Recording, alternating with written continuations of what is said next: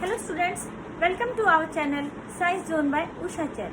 तो बेटा आज हम इस वीडियो में कक्षा 9 पाठ 14 प्राकृतिक संपदा का हमारा टॉपिक है प्रदूषण, उसके बारे में अध्ययन करेंगे। हमने इससे पहले भाग 1 और भाग 2 में कि भी वायुमंडल क्या होता है, वर्षा कैसे होती है, बादल कैसे बनते हैं, इनके बारे में अध्ययन किया था। तो आज हम बात करेंगे कि प्रदूषण क्या होता है और उसके कितने प्रकार है और कैसे होता है। तो बेटा सबसे पहले बात आती है प्रदूषण होता क्या है। आप एक परिभाषा में आपको बता रही हूँ, ये परिभाषा याद करेंगे तो आपके इसमें से 4 क्वेश्चन बन जाते हैं। पहली बात प्रदूषण की परिभाषा, तो यानी कि ध्यान से सुनेंगे, वायु, जल और मृदा के भौतिक, रासायनिक और जैविक गुणों में अवांछनीय परिवर्तन होना क्या कहलाता है? प्रदूषण।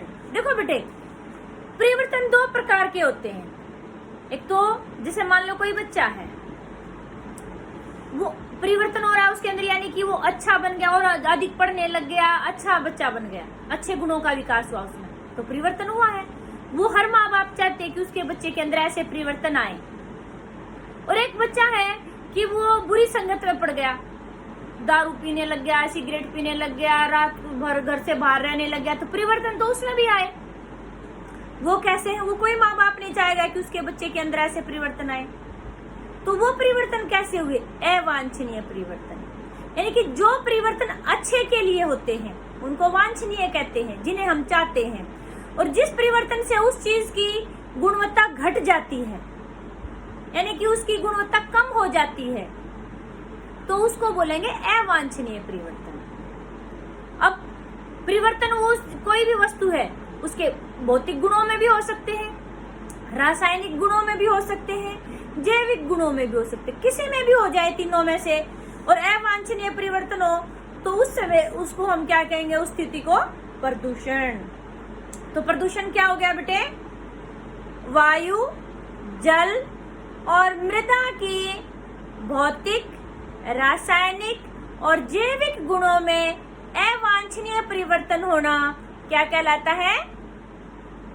प्रदूषण कहलाता है। अब ये एक परिभाषा आपने याद कर ली।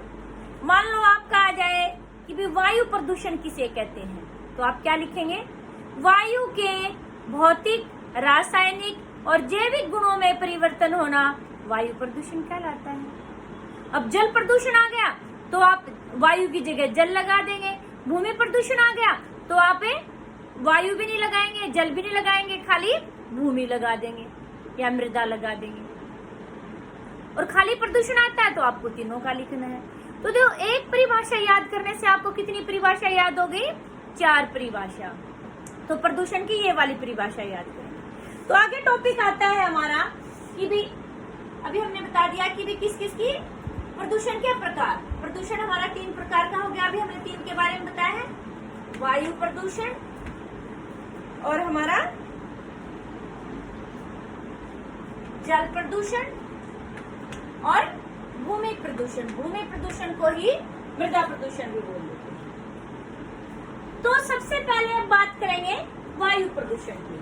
तो यानी कि वायु की भौतिक, रासायनिक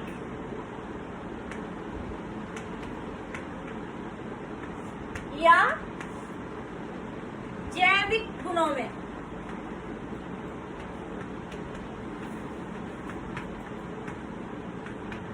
अवांछनीय परिवर्तन होना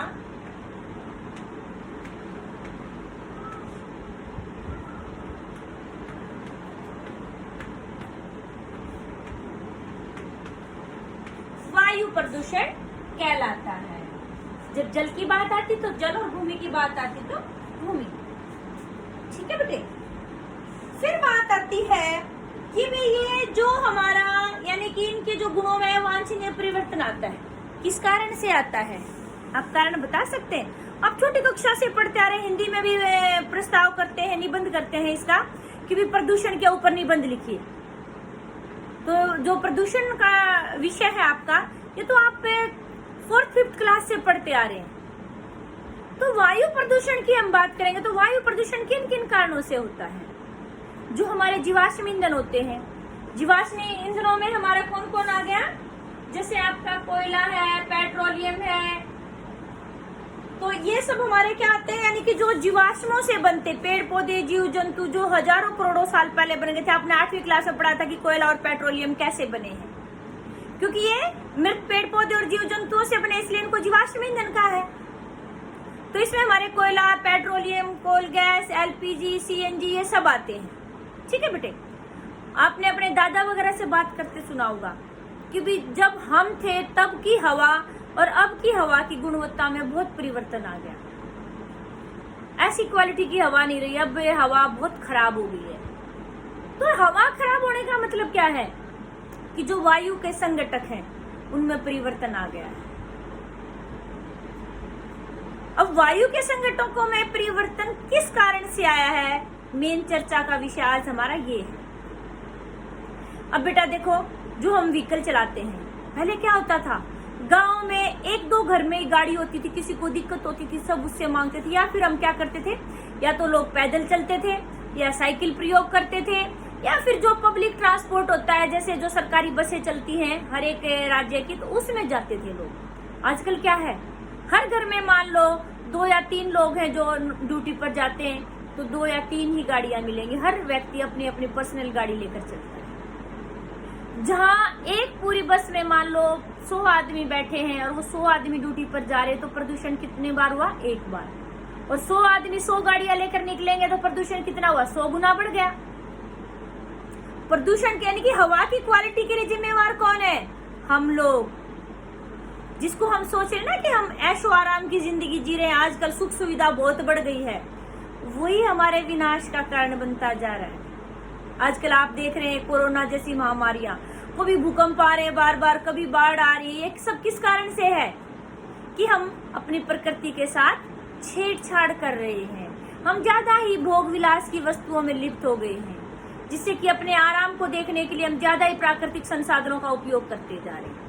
तो बात हम वायु प्रदूषण की कर रहे थे यहाँ पर, कि जो जीवाश्म ईंधन हमारे कोयला, पेट्रोलियम वगैरह, जब हम इनमें क्या होता है बेटे, थोड़ी मात्रा में नाइट्रोजन और सल्फर भी पाए जाते हैं। जब हम जीवाश्म ईंधनों को जलाते हैं तो क्या होता है कि जो सल्फर और नाइट्रोजन है वो ऑक्सीजन से अभिक्रिया करके सल्फर डाइऑक्साइड और नाइट्रोजन ऑक्साइड्स बनाते हैं। और जो ये सल्फर डाइऑक्साइड और नाइट्रोजन ऑक्साइड हवा में, इनकी मात्रा बढ़ गई। सबसे पहली बात कि भाई जब हम सांस लेते हैं तो नाइट्रोजन ऑक्साइड और सल्फर ऑक्साइड हमारे शरीर में प्रवेश करते हैं, हमें श्वास संबंधी रोग हो जाते हैं। हानिकारक प्रभाव हो गया वायु प्रदूषण का। दूसरी बात कि जो ये सल्फर डाइऑक्साइड है और नाइट्रोजन ऑक्साइड्स हैं, ये हवा में मौजूद रहते हैं। जब वर्षा होती है तो वर्षा के जल के साथ ये अभिक्रिया करके ये जो सल्फ्यूरिक अम्ल और नाइट्रिक अम्ल का निर्माण करते हैं। और जो ये अम्ल है बेटे, वर्षा के जल के साथ हमारी धरती पर आते हैं, और वो वर्षा क्या कहलाती है? अम्लीय वर्षा। तो आपसे प्रश्न ये भी पूछा जा सकता, अम्लीय वर्षा क्या है?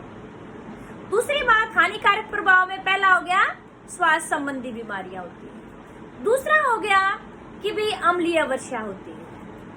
तीसरी बात कि जो हम ये जीवाश्म ईंधन जलाते हैं बेटे, इनमें से कुछ का अपूर्ण दहन होता है। अपूर्ण दहन मतलब कुछ हमारे कार्बन के कण कि जो बगैर जले ही रह जाते हैं, और जो ये हमारी वायु के अंदर निलंबित कणों की मात्रा को बढ़ा देते हैं। आप देखते होंगे कि आजकल बहुत ज्यादा हो रखा है कि जैसे दिवाली के आसपास अब तो पटाखों पर बैन भी कर दिया है। दिवाली से अगले दिन बिल्कुल कुछ भी नजर नहीं आता, उस समय तो धुंध का मौसम भी नहीं होता। क्यों? हवा के अंदर निलंबित कणों की मात्रा बढ़ जाती है, दृश्यता कम हो जाती है, मतलब दिखना कम हो जाता है। उससे क्या हो जाएगा? एक्सीडेंट, दुर्घटनाओं का खतरा बढ़ जाएगा।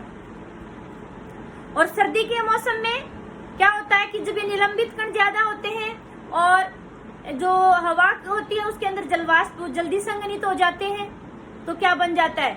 धूमकोरा। धूमकोरा क्या होता है कि भी वायु के अंदर निलंबित कणों की मात्रा ज्यादा हो और वायु में जो जलवाष्प है वो जल के रूप में परिवर्तित हो जाए तो धूल कणों के साथ वो जलवाष्प मिलके दृश्यता कम कर देते हैं। इस स्थिति को हम क्या कहते हैं? धूम कोहरा। तो धूम कोहरा भी किसका परिणाम हो गया? हमारा वायु प्रदूषण का। ठीक है बेटे, तो ये थे हमारे कि भाई हमारा वायु प्रदूषण कैसे होता है और उससे कौन कौन सी हानियां होती हैं। तो इसलिए हम वायु प्रदूषण को कैसे रोक सकते हैं। अच्छा, एक और बात, ये सॉरी बताना भूल गई थी, आप सबको पता है एक और करंट का टॉपिक है हमारा ग्लोबल वार्मिंग, विश्व उष्णन। आपने सुना होगा, बहुत बार ये शब्द आता है, ग्लोबल वार्मिंग बढ़ रही है, ग्लोबल वार्मिंग बढ़ रही है। ग्लोबल वार्मिंग क्या चीज है बेटे? क्या होता है? वायुमंडल में CO2 की मात्रा बढ़ने से जो हमारी पृथ्वी है इसका तापमान बढ़ता जा रहा है। इस परिघटना को क्या कहते हैं? Global warming. अब वायुमंडल यानी कि ग्लोबल वार्मिंग के लिए भी कौन जिम्मेदार है? हम जिम्मेदार हैं। क्यों? वायुमंडल में CO2 की मात्रा किससे बढ़ रही है? जो हम जीवाश्म ईंधनों का ज्यादा प्रयोग कर रहे हैं। जब उनका दहन होता है तो क्या होता है? CO2 उत्पन्न होती है, और CO2 की मात्रा अधिक होगी तो क्या होगा? पृथ्वी का तापमान अधिक बढ़ेगा। और मान लो इसी स्पीड से CO2 की मात्रा बढ़ती रही बेटे, तो वो दिन दूर नहीं जब ध्रुवों पर जमी हुई बर्फ हमारी पूरी की पूरी पिघल जाएगी और पूरी धरती पानी में डूब जाएगी। तो इसलिए अपनी पृथ्वी को बचाना है, खुद को बचाना है, तो क्या करना चाहिए हमें? CO2 उत्पन्न करने वाले संसाधनों का कम से कम उपयोग करना चाहिए। एक और तरीका है हमारी पृथ्वी को बचाने का कि पेड़ ज्यादा से ज्यादा लगाएं। फिर आप सोच रहे होंगे पेड़ लगाने से क्या हो गया? आप छोटी कक्षा से पढ़ते आ रहे हैं बेटे कि भी पेड़ के अंदर एक प्रक्रिया होती है, प्रकाश संश्लेषण। वो खाना बनाने की प्रक्रिया पौधों में, उसमें पौधे क्या करते हैं? CO2 का प्रयोग करते हैं और ऑक्सीजन छोड़ते हैं। तो ज्यादा से ज्यादा पेड़ लगाएंगे तो क्या हो जाएगा कि CO2 की मात्रा कम हो जाएगी, ऑक्सीजन की मात्रा बढ़ जाएगी। ये आपने देखा भी होगा कि जहाँ पर जिस क्षेत्र में ज्यादा पेड़ वगैरह होते हैं वहाँ ठंडक होती है, और जहाँ जिस क्षेत्र में पेड़ नहीं होते वहाँ पर ट्रैफिक बहुत ज्यादा होता है, जो फैक्ट्री वाला एरिया होता है, तो वहाँ पर बहुत ज्यादा गर्मी होती है। क्यों? क्योंकि वहाँ पर CO2 उत्पादन तो ज्यादा हो रहा है और CO2 को लेने वाले पेड़ है ही नहीं। तो इसलिए ये आज प्रण कर लो कि कोई भी उत्सव मनाएंगे तो उसके नाम पर एक पेड़ लगाएंगे। आपका कोई जन्मदिन आता है या फिर कोई भी खुशी का मौका होता है, उसको आप कैसे मनाएंगे? पेड़ लगाकर। अपने किसी दोस्त वगैरह को भी उपहार में क्या देंगे आप? पेड़ देंगे। वो पेड़ लगाएंगे, बड़ा होगा तो याद रहेगा, अरे ये मेरे उस दोस्त ने पेड़ दिया था।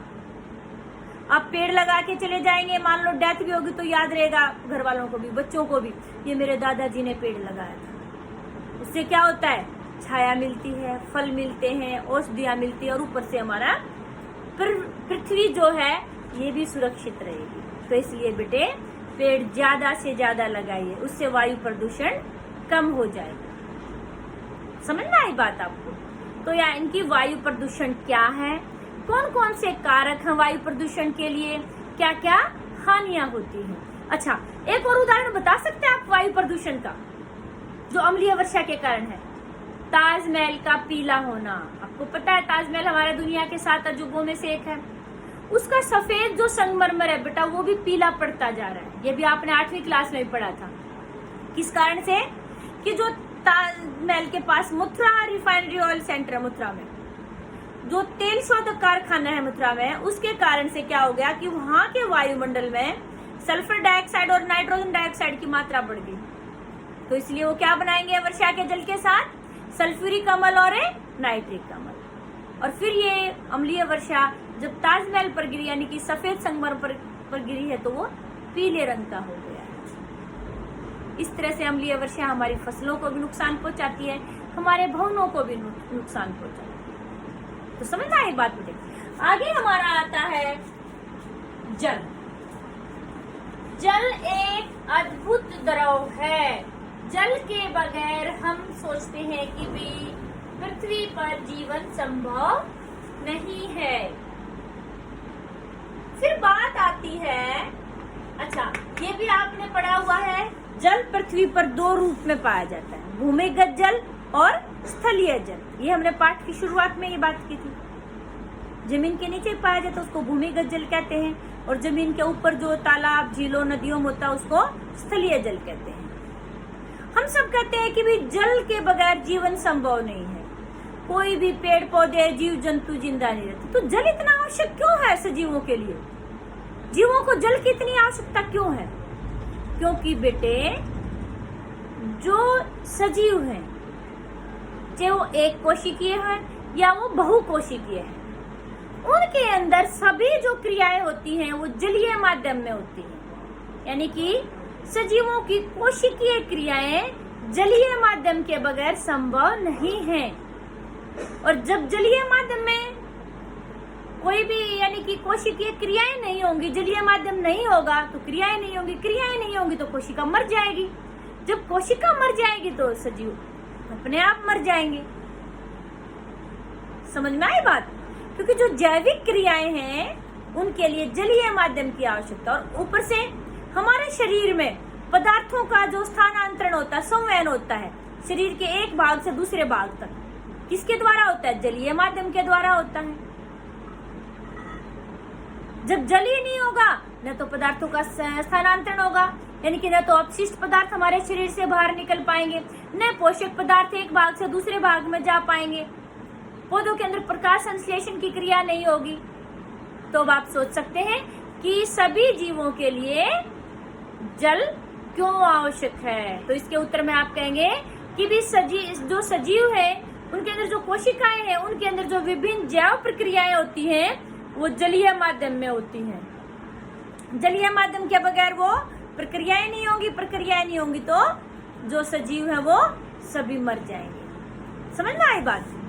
फिर आगे बात आती है आपकी बेटे कि भाई जो जल है हमारी पृथ्वी के ऊपर, क्या वो सभी पूरा जल शुद्ध है?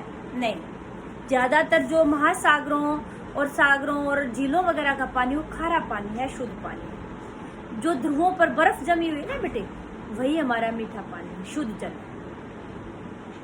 ठीक है, तो आपने ये भी देखा होगा खारे पानी में रहने वाले जीव, उनका शरीर लवणीय जल का आदि होता है, वो उसी में जीवित रह सकते हैं। और जो मीठे पानी में रहने वाले जीव जंतु हैं उनको खारे पानी में छोड़ दिया जाए तो वो मर जाएंगे, क्योंकि उनके शरीर को उस खारे पानी की आदतें नहीं है।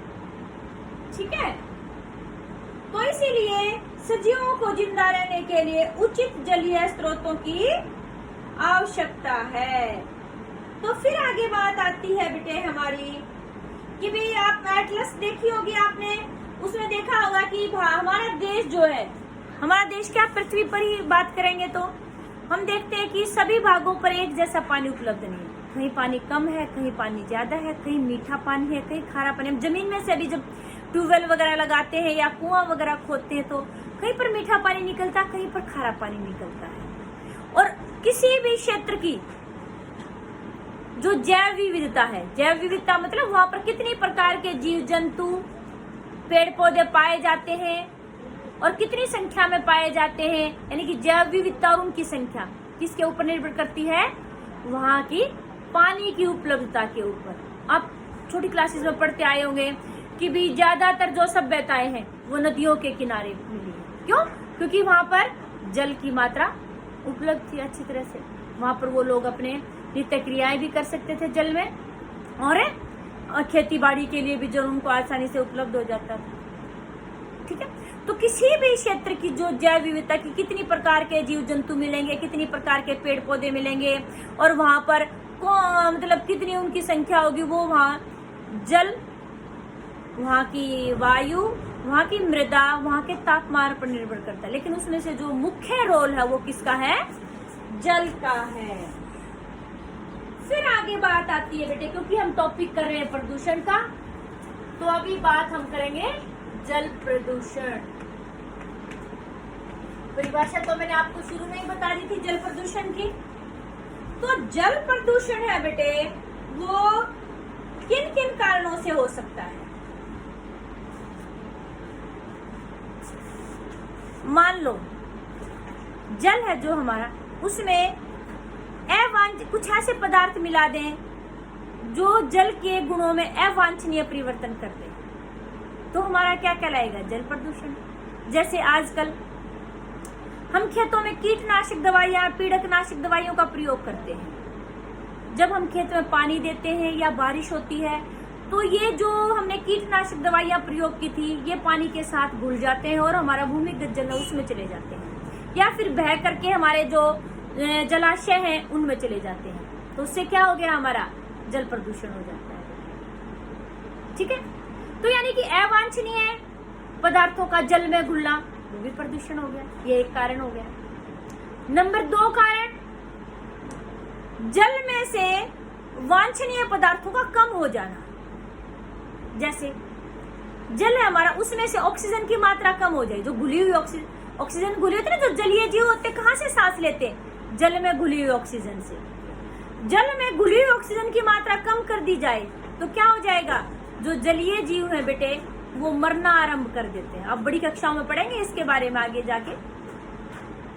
तो वो क्या करते हैं कि उनको सांस लेने के लिए अच्छे से ऑक्सीजन नहीं मिलेगी तो क्या हो जाएगा? वो मरना शुरू कर देते हैं। तो यानी कि पहला कारण था जल में अवांछनीय पदार्थों का घुलना। नंबर 2, जल में से वांछनीय पदार्थों का कम होना। नंबर 3 है हमारा जल के तापमान में परिवर्तन। जैसे जो फैक्ट्री वगैरह होती है बेटे, इनमें विभिन्न क्रियाओं के लिए क्या होता है, वे जो बहुत सारे प्रक्रम होते हैं उनमें क्या होता है? पानी की आवश्यकता पड़ती है। जब जो फैक्ट्रियों में जो मशीनें वगैरह होती है उनमें से पानी जो निकलता है वो बहुत गर्म होता है, उसको क्या करते हैं ये फैक्ट्री मालिक?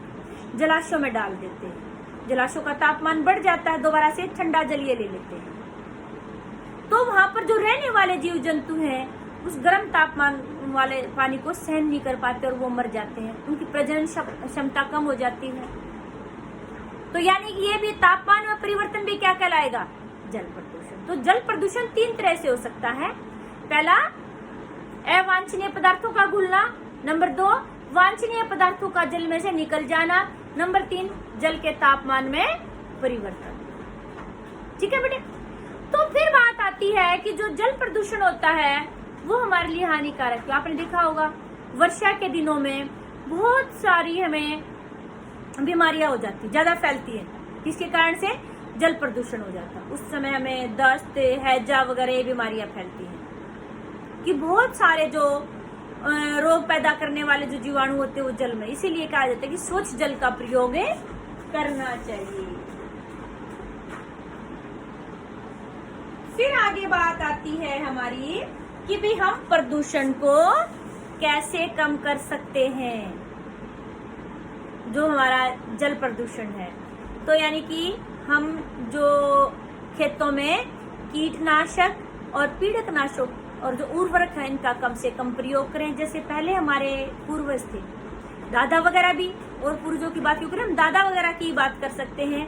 उस समय उर्वरकों का, कीटनाशक दवाइयों का कम प्रयोग होता था, जैविक खेती की जाती थी, तो उस समय हमारे जलाशय भी सुरक्षित रहते थे, बीमारियां भी कम होती थी। आजकल आप देखते होंगे हर गली में 1-2 कैंसर का रोगी मिल जाता है। किस कारण से? कि हम जो खाना खा रहे हैं, हम जो पानी पी रहे हैं, सब में क्या है? रसायन है। यही रसायन हमारे लिए बीमारी का कारण बने हुए हैं। जितनी हमारी सुविधाएं बढ़ती गई है उतना ही हमारे देश में क्या है, हमारे देश में क्या, धरती के ऊपर बीमारियां फैलती जा रही है। आजकल का सबसे करंट टॉपिक जो है आपका कोरोना महामारी। ये कोरोना महामारी किसके कारण से है? यही कि हम प्रकृति के साथ छेड़छाड़ कर रहे हैं। ऐसे नए नए वायरस पैदा हो रहे हैं जिनके ऊपर किसी दवाओं का असर नहीं हो रहा है, सब मौत के मुंह में जाते जा रहे हैं। तो इसलिए जरूरत है सिंपल लाइफ जियो, सिंपल खाना खाओ, ज्यादा मतलब संसाधनों का प्रयोग मत करो, कम से कम करो, जितनी जरूरत हो उतनी। ठीक है बेटे, तो आपको वीडियो अच्छी लगी तो इसको शेयर और लाइक जरूर करना। आपको किसी को कोई भी डाउट हो तो कमेंट सेक्शन में जाके बेटे डाउट्स के लिए भी जरूर से जरूर आप इन्फॉर्म करें। Thank you.